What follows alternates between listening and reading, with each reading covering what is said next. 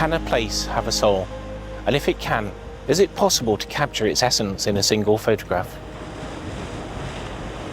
On my 40th birthday, I was having cancer treatment, and the one thing that got me through that whole period was my trips to the North Yorkshire coast, to small villages like Staithes, Filey, Scarborough and Whitby. It's nearly a decade now since that dark period of my life, and I'm reconnecting with my stills photography because for the last few years I've been focusing exclusively on video. I've said before that I feel a special connection to Whitby. It's almost as though I've lived here in a previous life, and I'm not even sure I believe in such concepts. Back in my 20s, I had many lucid dreams where I slipped away to my other life in Whitby of a couple of 100 years ago. So how do I go about capturing the spirit of this place? It seems arrogant, perhaps, to think I can even do so. I'm no Frank Meadows-Sutcliffe. He's the famous Whitby photographer who was active in the late Victorian and early 20th century periods. When you consider the technical constraints upon photography during Sutcliffe's time, it's a wonder that he managed to capture what he did.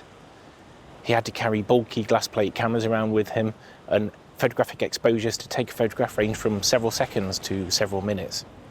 And yet there is something magical about his photographs of the people, the fishermen, their wives, the children, and the places.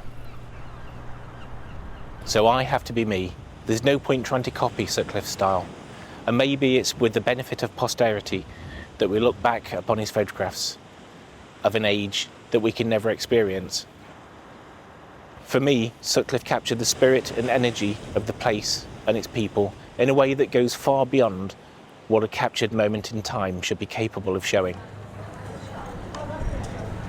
So maybe, probably, I'll fail in my attempt to capture the spirit of Whitby in a single photograph or series of photographs. But maybe it's the journey rather than the destination that matters. For me, photographing Whitby got me through the darkest valley of my life, and that's a healing process that continues to this day.